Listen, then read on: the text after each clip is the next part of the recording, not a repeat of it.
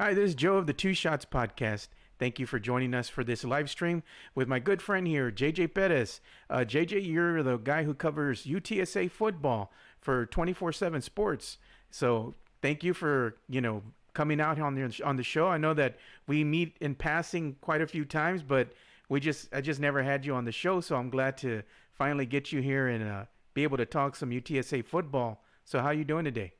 I'm doing well. Just finished up with fall camp today, actually, over at UTSA. So the football season's about a week away. I appreciate you having me on. I'm excited. Oh yeah, I'm excited too. I know that you're the one that's out there all the time.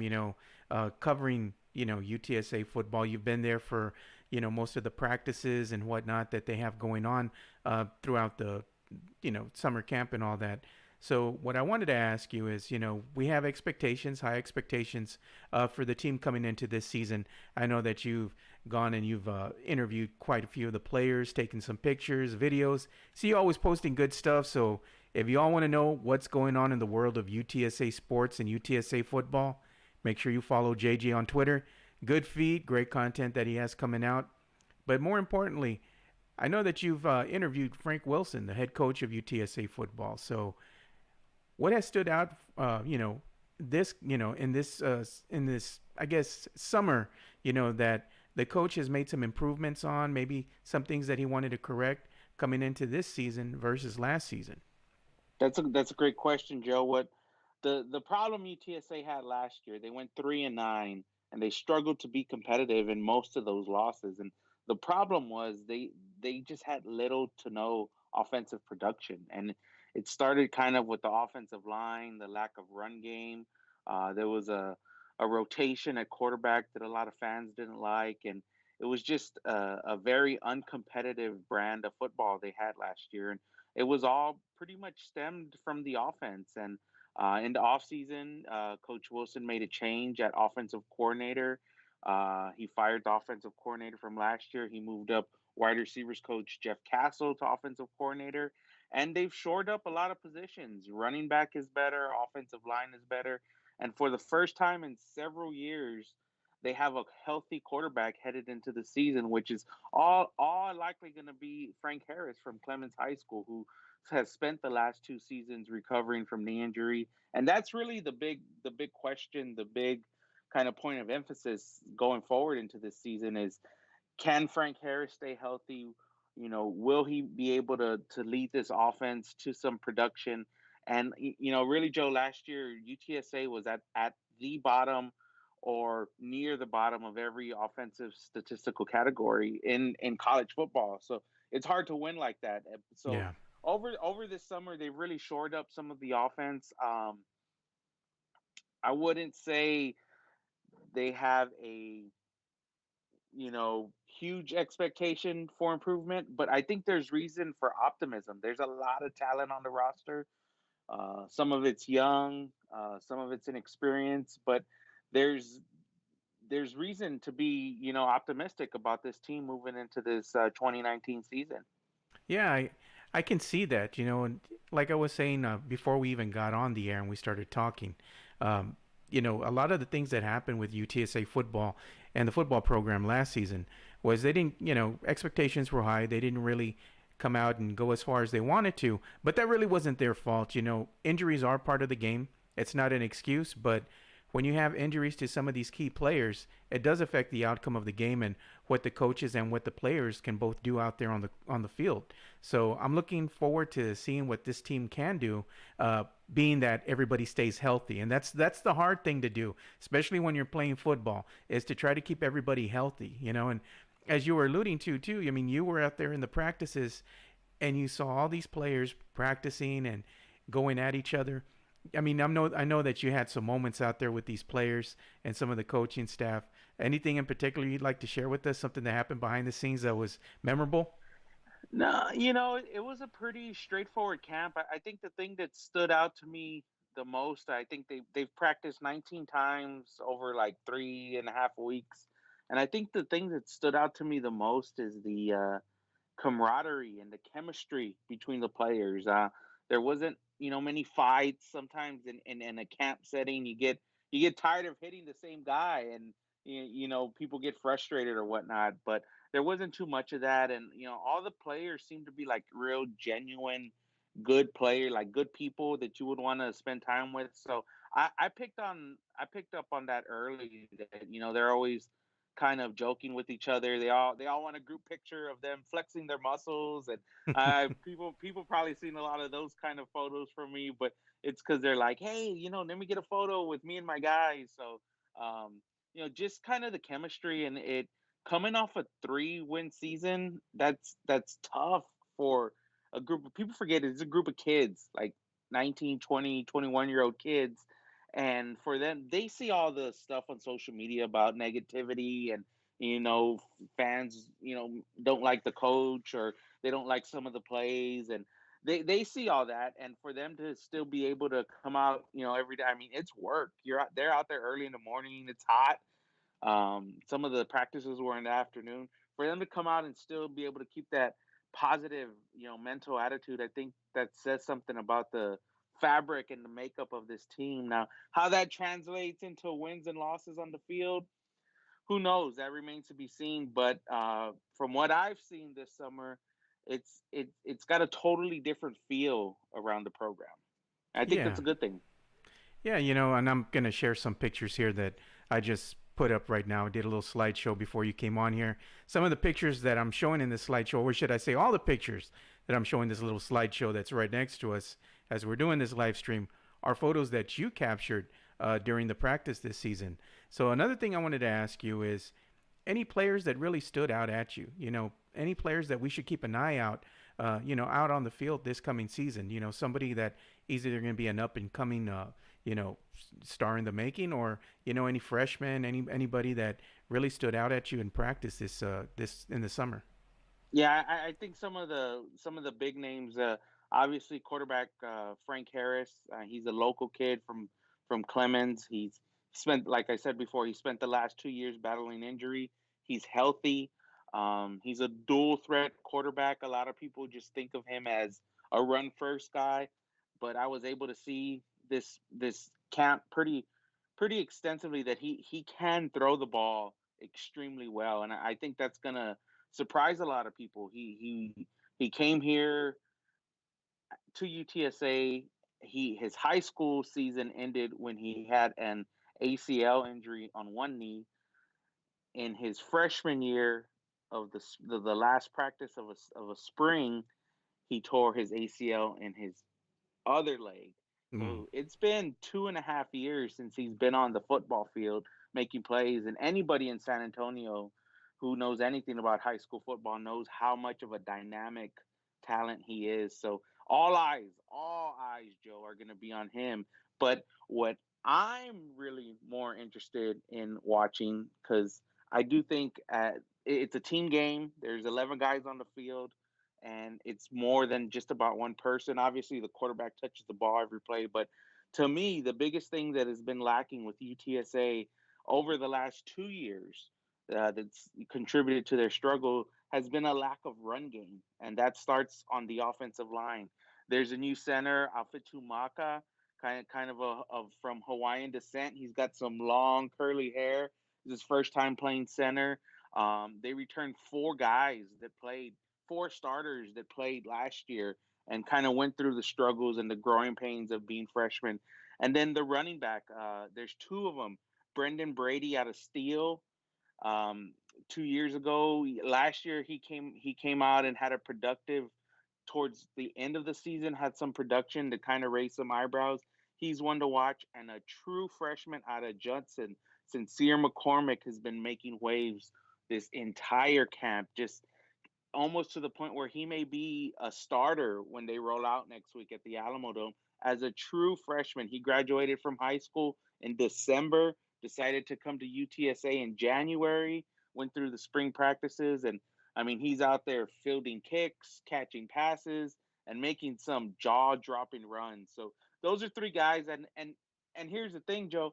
All of these kids went to high school in San Antonio, and it's one of those things where, okay, it's Division 1 college football, but you also have, guys that were born and raised in San Antonio who are trying to not only elevate the program but elevate the entire city. So there's a couple of different storylines there to keep a watch on this season, but those are the three guys that I have my eye on to start the season at least. Yeah, I'll definitely keep an eye on those guys, And it's good to see, local talent here as well. You always hear, these stories of local players, going to the local colleges here and then, really making a name for themselves. And who knows, maybe some of these kids we might see get drafted in the NFL. And, Right. and it'd be something, to see, some homegrown talent going into the NFL and making a name for themselves, as we've already seen with some of the other players in the prior seasons. Some of these marquee players. One of the guys being out of UTSA, now playing with the Saints, that's really made a name for Yep. himself. So Yep. I like seeing those stories. That's the way the media likes to spin it. Pulls at your heartstrings. So I'm looking forward to more of that. And I want to talk about something too. You know, we had earlier this week, we had some logos come out for the XFL, and Mhm. we all know how we feel about the XFL because we have now the defunct, AAF league, which Yep. are near and dear to our hearts.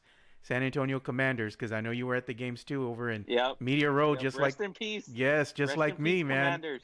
And it pains me, to see stuff like this, because the XFL was presented to San Antonio, but they passed on the XFL in favor of the AAF and going with the San Antonio Commanders. Right. And the Commanders and the AAF, the league started off and it looked great. It looked like, hey, man, this had a lot of promise to it. I liked everything that they had, as far as the technology, as far as the transparency that the league offered, especially when they were going and doing the reviews in the booth. You got to see, Yep. what was going on, how they came to these decisions. There was nothing that was like a little bit shady. Everything was right up there for Yep. you to see. A lot of new technology, a lot of innovation. And that's what I really loved about this league. And then the city and the fans really got behind the San Antonio Oh Commanders. man. Yeah. And then for it to end the way it did, I was at the last game and I was looking forward to the next game because the next game was going to be Johnny Manziel coming, Memphis. yeah, and Yeah. coming to San Antonio. That never transpired. I had hope. I'm like, no, it's not going to fold. The week is still young. We went into Monday, we went into Tuesday, and I was like, damn. All the news just came down at once, and then you were like heartbroken. You felt bad for everybody because you, as people of the media, that were there and were covering the game, you start making friends with people. I started Right. making friends with photographers and videographers and people that weren't even from San Antonio. They were from Houston and they were from Dallas and they were coming here every weekend. We were making friends, started talking. It was like a camaraderie that you had with these people. It was fun, and just for everything to go bust the way it did kind of left a bad taste in everyone's mouth. And now when you see the XFL, and they're releasing their logos and you have Houston, the Roughnecks, and then you have the Dallas team that they have going on as well. And then you're like, there's no San Antonio in there anywhere. That kind of like it's hard to watch, because you do Yeah. want football, here in San Antonio, but at some juncture we have to say San Antonio needs to stop playing second fiddle. We have to stop, I guess, settling for things. We can't settle for nothing else than an NFL team. Now, however long that's going to take to happen, will it ever happen in my lifetime? I don't know. I hope it does. I know that the city's ready for an NFL team, as they showed with the Commanders. JJ, everybody Yeah. came out, everybody was there. They were cheering. They were stacking the stadium up. The Alamo Dome, should I say, with the fans. They had one of the highest attendance rates throughout the league consistently. So, and then you had the tailgates, the great tailgates Yeah. that they had out there.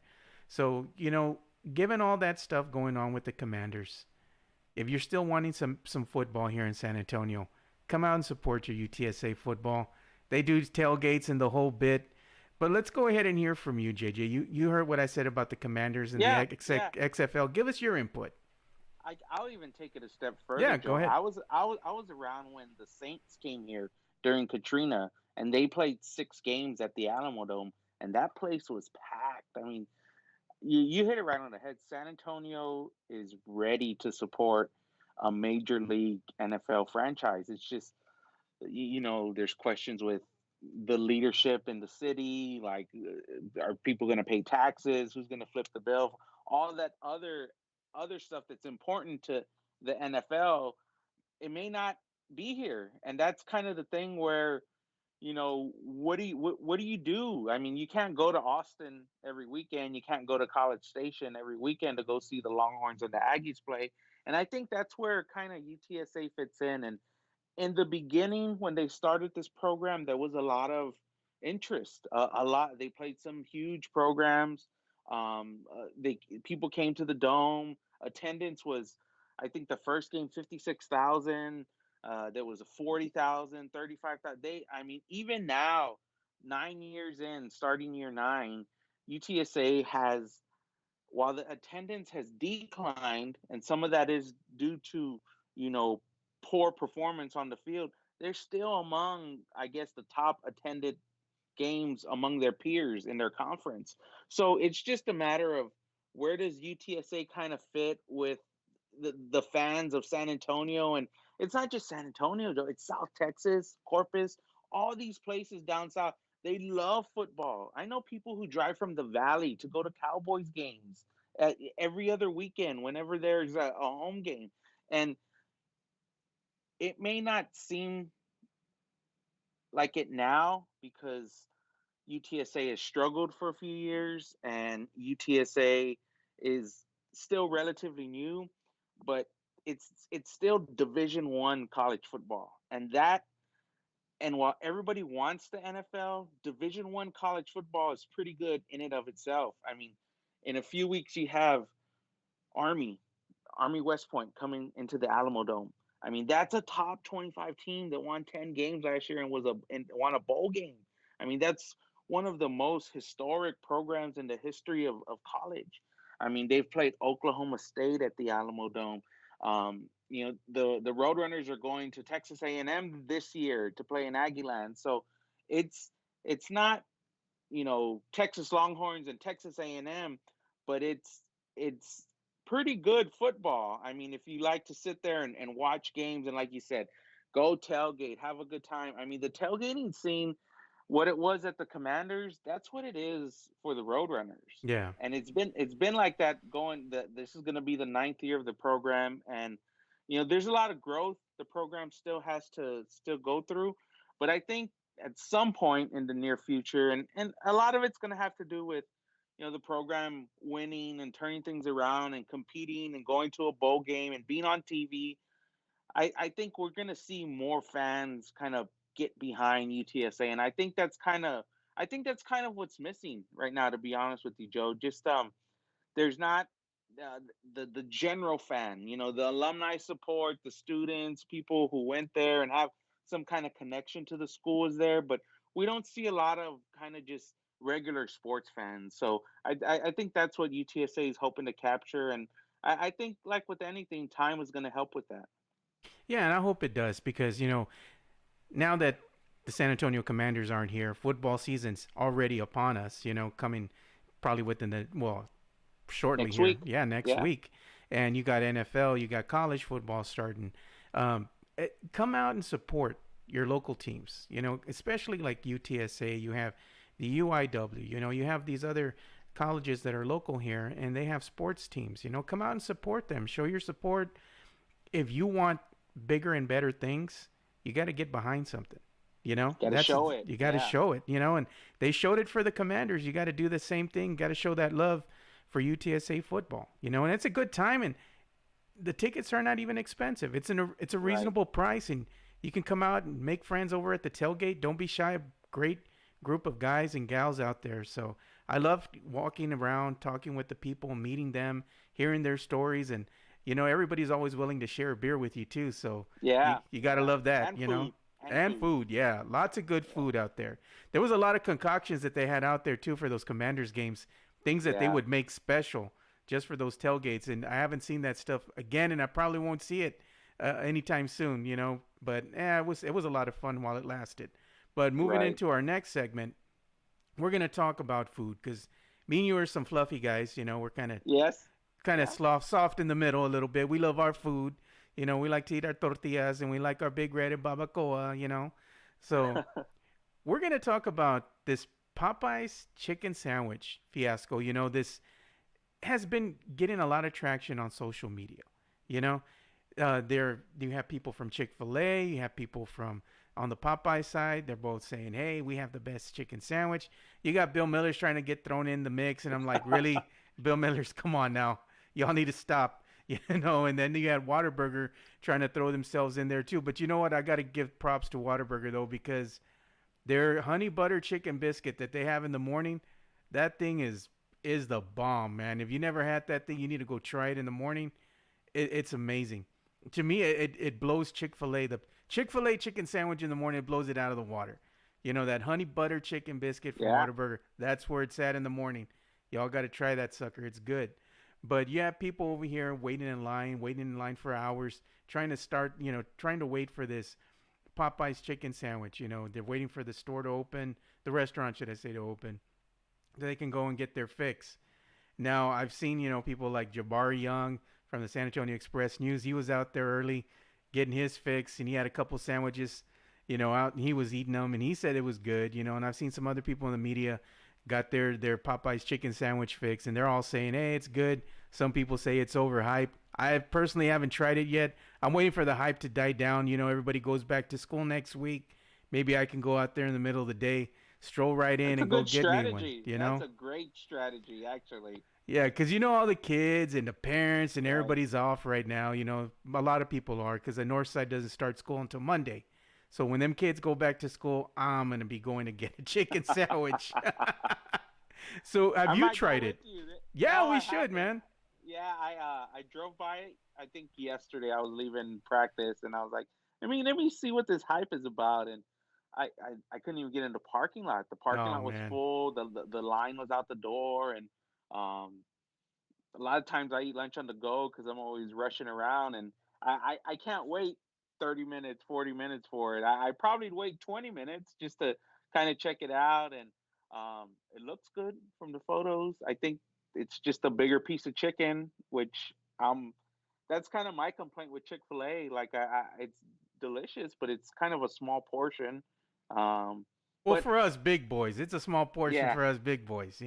that's right. So, but the fried chicken game is so it's so interesting because you have these different dynamics. You have the wing places, now you have the tender places, the tenders, and I mean, it's just everybody's kind of you got the Popeyes and the churches and KFC. They kind of do a little bit of everything. So um, it looks good. That's what I could say. I'm excited Yeah, to try it. it looks good. And like I said, man, maybe I'll hit you up, next week when I decide Yeah, to go. We'll go and try it out. Maybe I'll go and I'll hit up a Chick-fil-A, or there's a Burger Boy too that's just like right around the corner from where I live. yeah, And I yeah. hear that they make a good chicken sandwich too. So I don't know, man. Maybe we could compare or something, you know? Do a little review. I'm down. I'm game. Let's Yeah. do it. During lunch, I mean, what else are we gonna do? Kids are back at school. Have some fun. Eat some food. Yeah, So I'm game for that. Maybe I can get somebody else to come with us too. See if they like it. So do it. one of the other things that before I move on here, and we were talking about this Popeyes chicken sandwich stuff, and all that. I want to also talk about something else that occurred today too.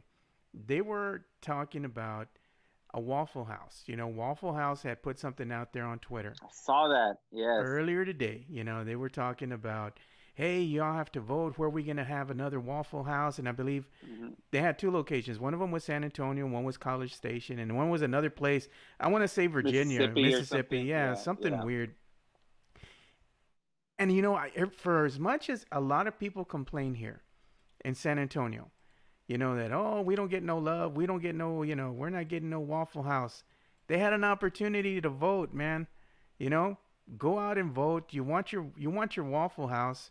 There's your opportunity. All you have to do is vote. Get the Waffle House here, and you'll get your wish.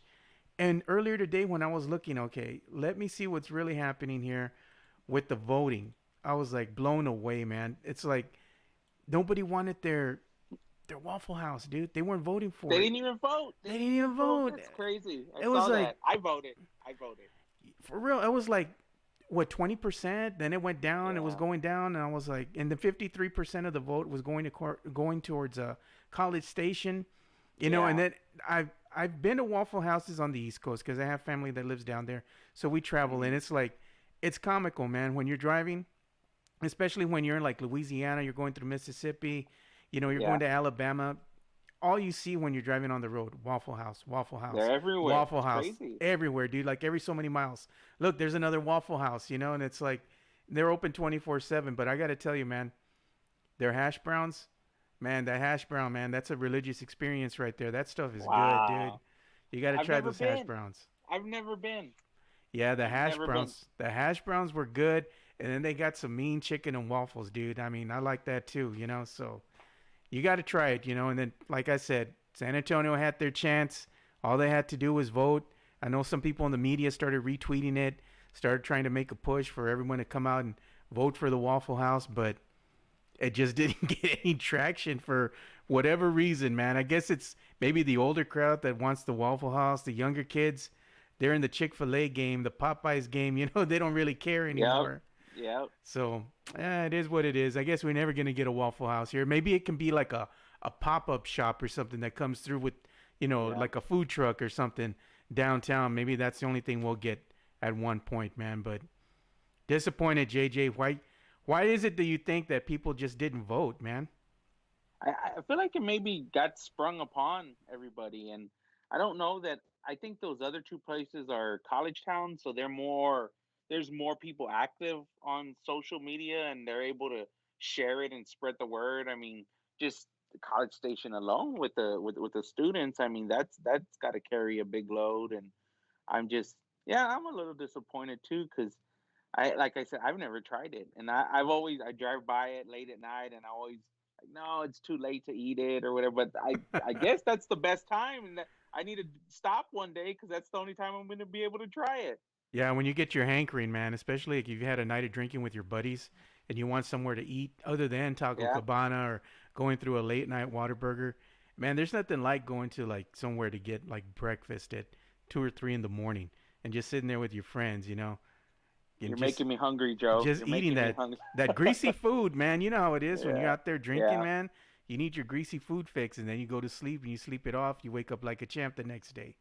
I wish we would have had a Waffle House for that because I would have went just for the hash browns, man. That's all I want. I'm gonna have to stop at the next one I pass by when I'm on the road now. Yeah, man, for real, dude. Just get you the hash browns, dude. They're amazing, man. I'm telling you. I don't know what it is that they put in them, dude, but it's pretty damn good, I gotta say, dude. So definitely Awesome, try that. awesome. So before we go ahead and end this live stream, man, I appreciate you coming in, being a guest and us talking some football here. Where can the people find you and all your great content that you do for Sports 24/7 on social media? At 24/7 Sports, the website is InsideRunnersports.com. We're a subscription website, but there's tons of free content out there. I try to put UTSA on a display to give them as much media coverage as possible. So you could find me on Twitter at the JJ Perez. I post photos, I post videos, like we were talking offline. I like to put out there the kind of content I like to consume. So if I have to click somewhere more than twice, I'm probably not going to look at it. So I've got y'all's back on as far as that goes. InsideRunnersports.com. The Twitter handle for that one is at UTSA Insiders. And then on Facebook, people forget like there's a lot of content on Facebook. So Inside Runner Sports is the page. So just I always feel humbled when someone introduces themselves to me and they say, "Oh, hey, I know you. I follow you here and there." And I never get to think about because I'm always so busy trying to keep up with what's going on. So if anybody ever sees me like running around with a serious look on my face, it's not that serious. Stop and tell me hello. I really, really do appreciate it. And I really do appreciate you having me on, with your fans, because I know, this is a Spurs podcast. San Antonio is a Spurs town. I'm a Yeah. Spurs guy. So for it to kind of commingle our kind of two contents, I think that's a good thing. And I think there's room in San Antonio. That's kind of my thing. I'm a lifelong San Antonian guy. There, this town, this city is big enough to have multiple Yeah. major sports, major players, major things going on, and I'm all for that. So anytime you guys want me to, you want to have me on, you want to talk anything, chicken, Cowboys, Spurs. Hey, I love barbecue too, so Hey, we there could you do a go. barbecue one. So yeah, no, I really do appreciate you having me on. Yeah, and before I go ahead and end the live stream, I want to ask you a question, man. We gotta Yeah, ask you a go for Spurs it. question, dude. It has to do Let's do it. with the Spurs. Given that everything, how it went down last season, we had some injuries in DeJounte Murray. We had Derek Yes, White out. He was injured as well during the rodeo yes, road trip, and it was one of the worst rodeo road trips in yes. recent memory. They won one game on the road, so it was pretty bad. Then we had Rudy Gay out for a spell, and when Paul Right. Gasol was with the team, he had that fracture where he was out as well for an extended period of time. All these injuries do play a factor once again throughout the course of the season. The Spurs finally started getting things together later on in the season. They made a run. They started looking like a formidable foe again, starting to find their form. And in the first round, they go 7 games and just didn't have enough to compete with the Denver Nuggets. Some players showed up, others disappeared, and Davis Bertans. But now Yeah. that we're gonna have a healthy Dejounte, unfortunately Davis is no longer with the team, and we do have the emergence of Derek White. Yep. We looking like the Spurs are gonna have one of the better backcourts in all of the NBA. How do you think the team is going to do this season? What are your expectations as far as their record, and where do you think they're going to fall within the Western Conference? So for me, it boils down to: do you believe that, I guess, the pick and roll game with DeMar and LaMarcus is going to be good enough for you to be competitive? Because at one point at the end of the season last year, that was really working well. I mean, though both of those guys are playing well.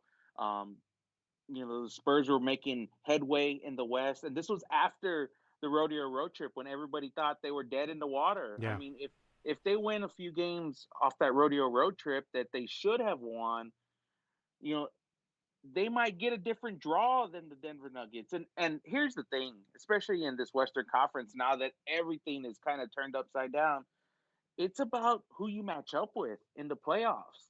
I mean, I thought that the Denver series was a good matchup, but I also thought Denver was probably the most consistent and best team all season last year. yeah, So those guys kind of grinded it out, ground out the win, the series win. But I think the Spurs just left so much. There was so much potential left on the table, and that's where I kind of come away disappointed from last season. Is did you leave it all on the floor? Were there games that you kind of let slip away, and that, to me, that was the story of last year. Yes, the injuries and the timing and the rodeo road trip, but this season I think you're another year with DeMar and Lamar, and that's going to be good. And now you sprinkle in one of the top defenders, perimeter defenders, who's back from injury, looking to prove he's got a chip on his shoulder. Like, I feel like he is ready for a breakout season. We're talking about DeJounte. I mean, to me, that's your big three, and you're not even talking about Derek White, who's yeah. poised to have. I don't want to say an all-star type season, but potentially, at that level. So, um, it's okay. Let them sleep on the Spurs. That's kind of the way I feel. I mean, the West is going to be, jumbled up. It's going to be as close as it's ever been, probably from 1 through 8. And I wouldn't. I think 50 games is kind of the measuring stick, but I would say somewhere between 45 and 50 games is kind of fair. And they're going to be right there. Some people they're not happy with that because that's not championship aspirations, and it's not what it used to be with the dynasty. But I mean, the line of between 1 and 6 and 1 and 4, it's so thin. You can't tell me. I mean, look what happened with the Lakers last year and LeBron. LeBron got hurt and their entire season went down the drain. Yeah, I mean, who's immune from that? I mean, look, Kevin Durant's gonna miss the season. The Warriors are probably not gonna make the playoffs, or are gonna be at the bottom because of Klay Thompson. So I mean, I don't feel like everybody was up in arms this offseason, like the power of the NBA has shifted and all these moves, and it was some crazy NBA offseason activity, but it's not. like there's no dynasty out there that I see that's gonna reign supreme. I mean, we still have to line up and play each other. And to me, that's what it's all about. Bring on the Lakers with LeBron. Bring on Kawhi and the Clippers. Bring them all on. I mean, I'm not saying the Spurs are gonna, sweep all those guys and blow their doors out, but they're gonna be as competitive as anybody else. I mean, they always are. They Yeah. always are. So it's just gonna come down to, can these guys grow together? Can they execute at the end of games? I mean, how many games did the Spurs lose last year because they couldn't execute down the stretch? That's Yeah. what it comes down And to. it was on So the road. They had their yes, share of issues on the road. And the yes, thing was, the reason that the Spurs lost so much on the road, it has to do with the lack of experience. They had a lot it's of exactly new what it is. players. They had a lot of Yep. younger players. You have to go through those growing pains. And when you have a lot of these younger players who are young and athletic and haven't really been put into these, critical situations and these big games, they have to learn. You have seasoned veterans who are ready to go, but then you have these other younger players who still need to get a little bit of seasoning. Now that they've already had one season under their belt, they know what to expect. They're going to get that much more comfortable. So I think the road woes that they had last season will be rectified. They'll be a lot better on the road this season, away from the AT&T Center. Hopefully, they'll have a better rodeo road trip. I know that they're more than likely going to win more than one game. We can hope, they don't have an offer where they don't win any. But I like what's And then going on. another thing, Joe. Let me just jump in real quick. Yeah, Another thing that I'm really excited about, all these guys that they brought in, they're good on defense. yeah, To me, that's where the what they were missing last year. yeah. That lockdown defense, and I think they've added pieces, and can they make the system work? I think it's going to take a little while for some of the new guys. I mean, you got DeJounte coming back into the mix, and they got to just how that team defense comes together, and that's what was lacking in my opinion last year, and I think that's where they upgraded, and that's to me that makes things even more exciting. Yeah, it does. You're always looking towards a new season, an upcoming season. Team stays healthy, possibilities are endless. The West is stacked. There's a lot of teams that are just getting better. They're getting more, seasoned, especially some of these younger players. One of the teams I know I'm definitely going to be keeping an eye out for this upcoming season is going to be the Utah Jazz. They're one of Yep, these teams who have not had a lot of success in the playoffs. They've had success during the regular season. yep, Young, talented bunch of players that they have on that team. And Donovan Mitchell, he's emerging as one of the better guards in the yep. NBA. So I think this is going to be their season. So something has to give. The Spurs are going to have to play at a high level to remain competitive. It doesn't mean that you're playing for a regular season record where you have to win 60 games. You have to win 53 or 54 games to get that high seeding. They just need to be able to, stay the course. And if they're able to get into the playoffs at the sixth, seventh seed, good for them. They just kind of want to fly under the radar. But when you have your opportunities in the postseason, that's where you need to step your game up. That's where you Yep. need to bring it and leave it out there all on the court. And I think last season they just didn't have the firepower to compete I with think some of that's it. these upper teams. Like Denver, they competed because they played defense against the Denver Nuggets.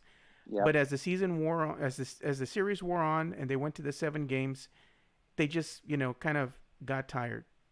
The other team's going to have schemes to go against you that are going to take these the things that you want to do out there on the court away from you, and that's what happened. The Spurs got taken out of their comfort zone. They took out DeMar, they took out LaMarcus, and they really didn't have anybody else because they even took care of Derek White. They were daring other players to beat them, and that just didn't happen. But I Right. think this season that will happen. If they dare other players to beat them, they'll show out. That Yeah. it's the younger generation's time to shine. So I look forward to what's going to happen this coming season. I believe that the Spurs can, in fact, get out of the first round of the playoffs. So even if they fly under the radar, I wouldn't have it any other way, JJ. I know you wouldn't either. Yep. Yep. Don't worry about the Spurs. We'll be there. Yeah, we'll be there. Yeah, definitely. So we'll go ahead and end this, and then thank you again for coming on. It was great having you on here. I look forward to seeing you out there in Media Row at some of these UTSA football games. I'll come over and say hi. All And right, I appreciate it. Thanks for having me on, Joe. yeah, so with that, without further ado, um, I'm Joe Garcia talking for JJ Perez. Thank you guys for tuning in and watching another live stream of the Two Shots podcast. And like we always say, spread the love, stop the hate, be kind. We're out. Peace.